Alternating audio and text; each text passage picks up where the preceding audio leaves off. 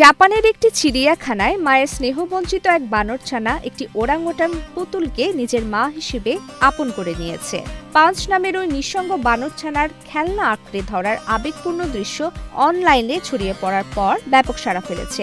আর এই ঘটনার পর থেকেই মঙ্গলবার বিশ্বজুড়ে বহুজাতিক কোম্পানি আইকিয়ার সেই পুতুলটি কেনার হিড়িক পড়ে গেছে।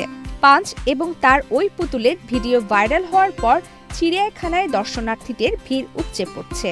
স্থানীয় সংবাদ মাধ্যমগুলো জানিয়েছে, এক্সট্রিম মশার কয়েল প্ল্যান্ট ফাইবার দিয়ে তৈরি, তাই সহজে ভাঙে না, সুগন্ধিযুক্ত ও নিরবিচ্ছিন্নভাবে জ্বলে। ডেঙ্গু, চিকুনগুনিয়া বাহি সহ যে কোনো মশার বিরুদ্ধে দেয় এক্সট্রিম সুরক্ষা। এর প্রভাবে বিভিন্ন দেশে আইকিয়ার আউটলেটগুলোতে ওই ওরাংওটান পুতুলটি কেনার ধুম পড়েছে এবং অনেক দেশেই এটি এর মধ্যেই স্টক আউট হয়ে গেছে।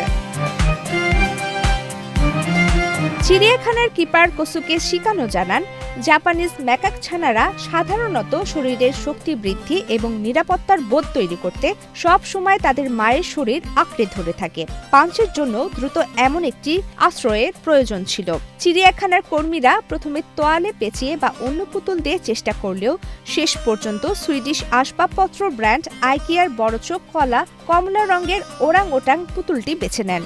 সিঙ্গাপুর আইকিয়ার একজন বিক্রয় প্রতিনিধি জানান, গত সোমবার থেকে তাদের স্টকে থাকা সব ওরাংওটান পুতুল শেষ হয়ে গেছে।